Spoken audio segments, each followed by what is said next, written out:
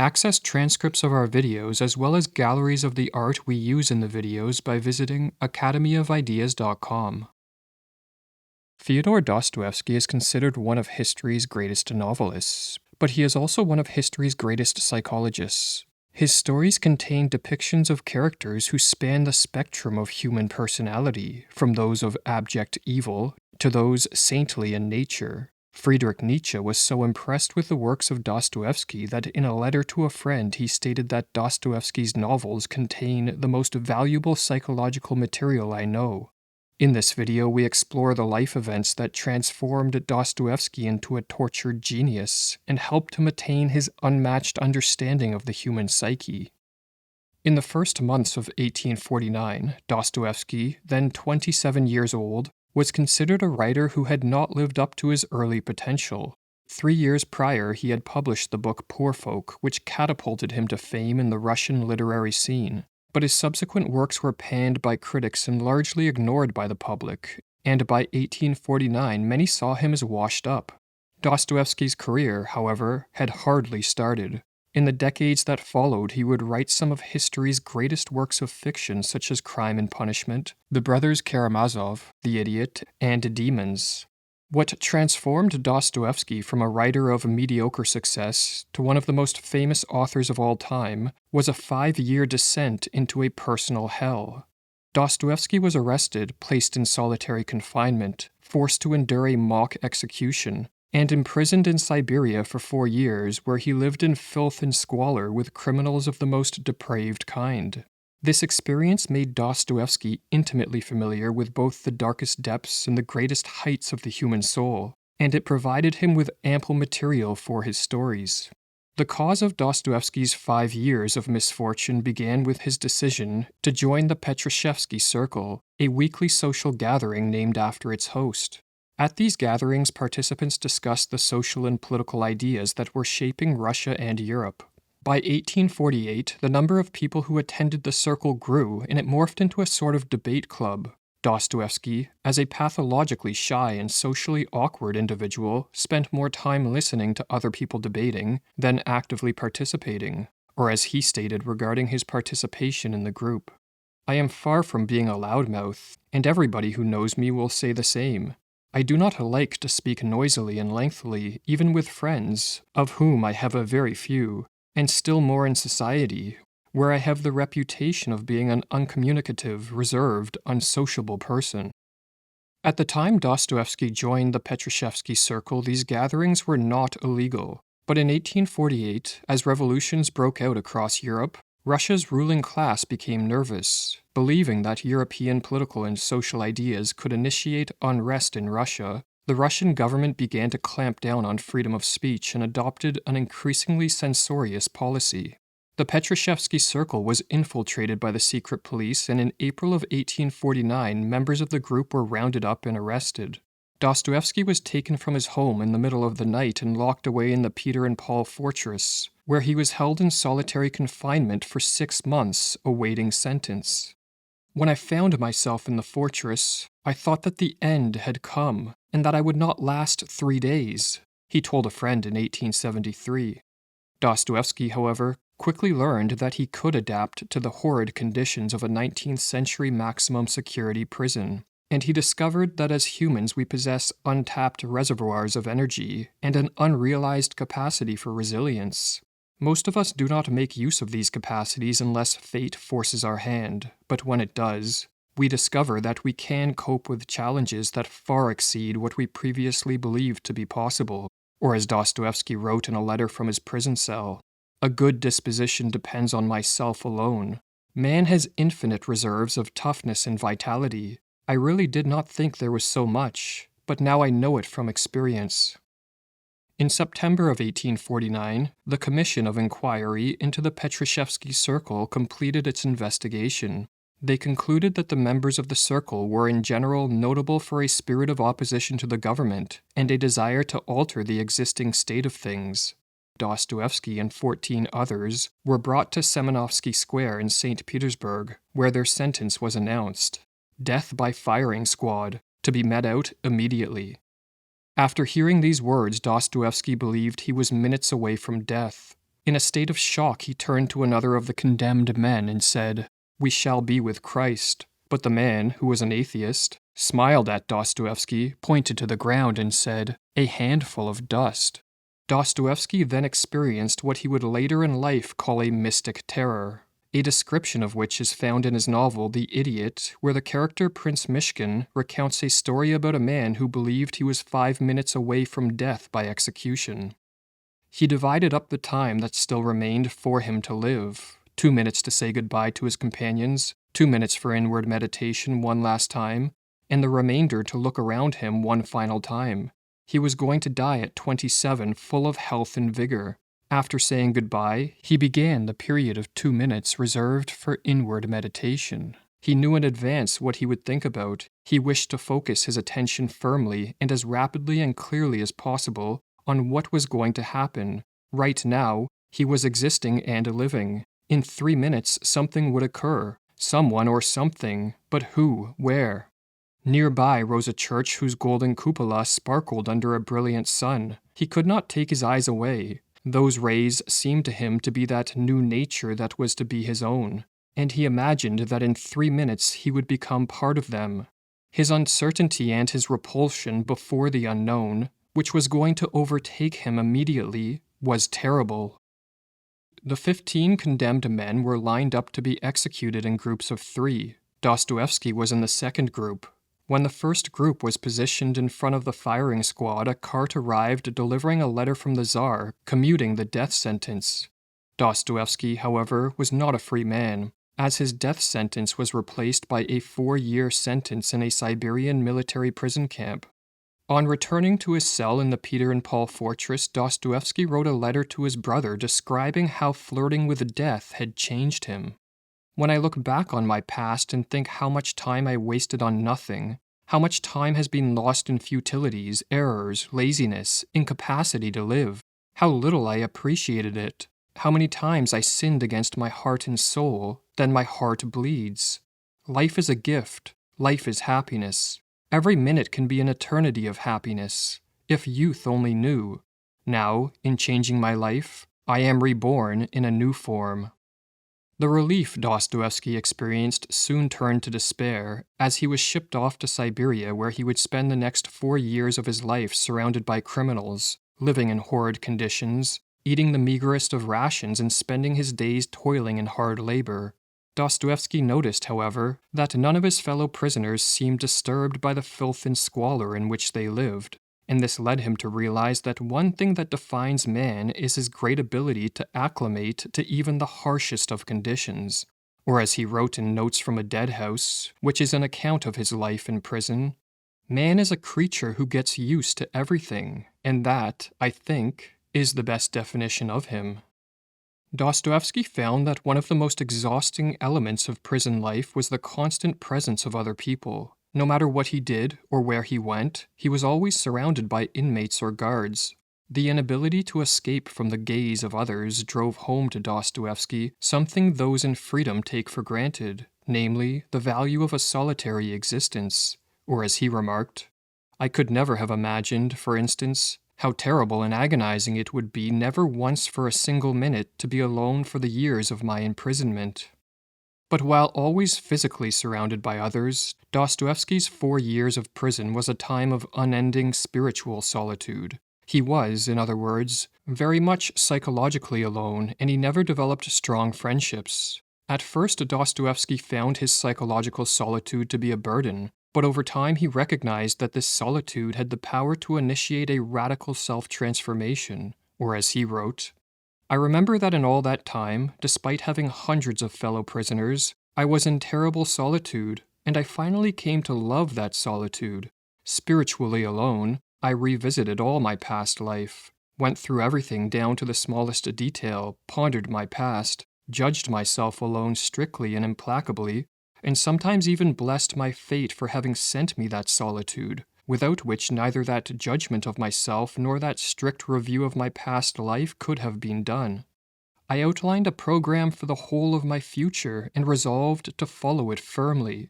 A blind faith arose in me that I would and could fulfill it all. I waited. I called for freedom to come quickly. I wanted to test myself anew, in a new struggle. Time in prison also taught Dostoevsky of man's great capacity for evil. Not only was he forced to live with criminals of the most depraved sort, but observing the prison guards also taught him of the relationship between power and evil.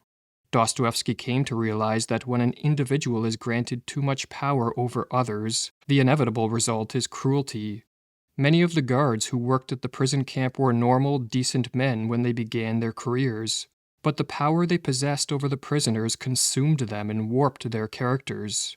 In Notes from a Dead House, Dostoevsky warned that those who are corrupted by the evil that arises from too much power and control over others rarely recover from this deformity, or as he wrote, "A man who has once experienced this power, this unlimited lordship over the body, blood, and spirit of a man just like himself, a man who has experienced this power and the full possibility of inflicting the ultimate humiliation upon another being, somehow involuntarily loses control of his sensations.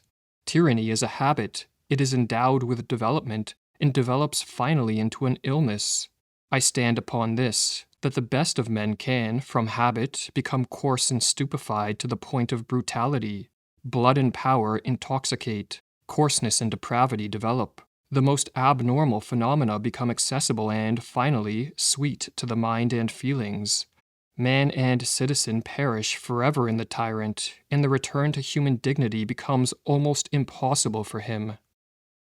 It wasn't only the dark side of man that Dostoevsky became familiar with in prison. He was also awakened to man's boundless capacity for good. When he first entered prison, Dostoevsky despised most of his fellow prisoners and looked down upon them. He saw little of worth in these criminals, and as an educated member of the nobility, he doubted that the uneducated and often illiterate serfs he was forced to live with would have anything to teach him. This view, however, changed, as over the years he learned that under the rough persona of some of these prisoners resided a greatness of character and an advanced moral integrity. Uneducated by way of book, these men were miles ahead of most others in terms of wisdom of world, and particularly of the inner world of the psyche, or as Dostoevsky wrote, "In prison it sometimes happened that you would know a man for several years and think he was a beast, not a man, and despise him, and suddenly a chance moment would come when his soul, on an involuntary impulse, would open up and you would see in it such riches, feeling, heart, such a clear understanding of his own and others' suffering, as if your own eyes had been opened, and in the first moment you would not even believe what you saw and heard." If you would like to support our work, become an AOI supporting member and access over 100 videos exclusive to members. Sign up for $5.99 a month or $49.99 a year at academyofideas.com/members. Prison also made Dostoevsky acutely aware of man's need for meaning and purpose. This awareness stemmed from his observation that almost all his fellow prisoners adopted some form of hobby or side business to escape from the monotony of hard labor. Dostoevsky points out that these hobbies were technically outlawed, but prison officials looked the other way in the realization that if they rid the prisoners of these purpose and meaning-giving activities, the prisoners would riot. Recognizing how crucial meaning and purpose is to psychological well-being, Dostoevsky suggested that if you wanted to drive a man mad, or force him to take his own life, all you have to do is compel him to spend his days laboring in some form of pointless work, such as moving a pile of rocks from one spot to another and then back again. This meaningless and purposeless existence would be an unbearable torture, or as Dostoevsky wrote in Notes from a Dead House, "It occurred to me once that if they wanted to crush, to annihilate a man totally, to punish him with the most terrible punishment, so that the most dreadful murderer would shudder at this punishment and be frightened of it beforehand, they would only need to give the labor a character of complete, total uselessness and meaninglessness. If he were forced, for instance, to pour water from one tub into another and from the other into the first, to grind sand, to carry a pile of dirt from one place to another and back again, I think the prisoner would die rather than endure such humiliation, shame, and torment. To be sure, such a punishment would turn into torture, revenge, and would be meaningless, because it would achieve no reasonable purpose." Decades later, Dostoevsky's thought experiment was put into practice in a Nazi concentration camp. The prisoners of this camp worked in a factory, but the factory was destroyed by a bombing campaign. Not wanting to give the prisoners a respite from hard labor, the prison officials forced them to perform the type of meaningless work which Dostoevsky had imagined. Eugene Heimler, a survivor of this concentration camp, explained how the commander of the camp ordered a few hundred of us to move sand from one end of the factory to another, and when we had completed this task, we were ordered to move it back to the original place. At first, we thought that our guards must have made a mistake, but it soon became clear they had not. From then on, day after day, week after week, we had to carry sand to and fro, until gradually people's minds began to give way.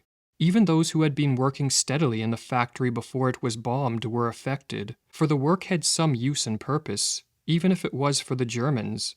But in face of a completely meaningless task, people started to lose their sanity. Some went berserk and tried to run away, only to be shot by the guards. Others ran against the electrified wire fence and burnt themselves to death. Prison life also taught Dostoevsky that hope, in addition to meaning and purpose, is crucial to psychological health and integral in sustaining a man through hardship.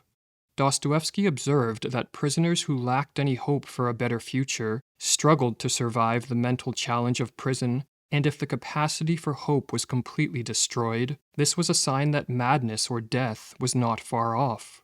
For example, one of Dostoevsky's fellow inmates lost all hope in the future, and in this state of utter despair, he attacked one of the men in charge of the prison, seeing a martyr's end as better than a hopeless life. Having gone out of his mind, the Bible-reading prisoner who attacked the major with a brick was probably also one of those in despair, those whose last hope had abandoned them, and since it is impossible to live with no hope at all, he invented a way out for himself in a voluntary, almost artificial martyrdom. No living man lives without some sort of goal and striving towards it. Having lost both goal and hope, a man often turns into a monster from anguish. The hardships that Dostoevsky endured between 1849 and 1854 also taught him important lessons about nervous disorders, of which Dostoevsky had suffered immensely for most of his life. For example, he was consumed by debilitating social anxiety, so much so that he once fainted upon being introduced to a beautiful woman at a party. Dostoevsky was also a hypochondriac. He had a neurotic fear that he would fall into a deep sleep, be mistaken for dead, and buried alive. This fear was so intense that he left notes around his home to inform anyone who might find him dead to wait several days before burying him. He even went through a period where he was so panic-stricken that he felt himself to be dying, or as he said in a conversation with a friend, 2 years before Siberia, at the time of my various literary difficulties and quarrels, I was the victim of some sort of strange and unbearably torturing nervous disorder. I cannot tell you what these hideous sensations were, but I remember them vividly. It often seemed to me that I was dying, and the truth is, real death came and then went away again. After emerging from prison, Dostoevsky was able to inform his brother that his 5 years of immense ordeal had cured him of his neurotic ways. If you believe there is still anything remaining in me of that nervousness, that apprehensiveness, that tendency to suspect that I had every conceivable illness, as in Petersburg, please change your mind. There is not a trace of that, as of many other things. Above all else, what Dostoevsky's arrest, time in solitary confinement, mock execution, and a 4-year prison sentence taught him is that a man is steeled by suffering. Comfort and ease are a recipe for weakness and mediocrity, while those who voluntarily, or forced by fate, do battle with adversity, rid themselves of their petty weaknesses and ascend to a greater level of their potential. Without enduring his 5 years of personal hell, Dostoevsky would have been incapable of writing the great works of fiction he is most famous for, and would likely have remained a neurotic man and a writer who never lived up to his potential. Pain and suffering, he wrote in Crime and Punishment, are always inevitable for a large intelligence and a deep heart. The really great men must, I think, have great sadness on earth. The goal of Academy of Ideas is to empower the individual and promote freedom, Become a supporting member to help us in our mission and access over 100 videos exclusive to members, including our latest membership video on how to cultivate the discipline of great suffering. Sign up for $5.99 a month or $49.99 a year at academyofideas.com/members. This channel is made possible by the support of our members.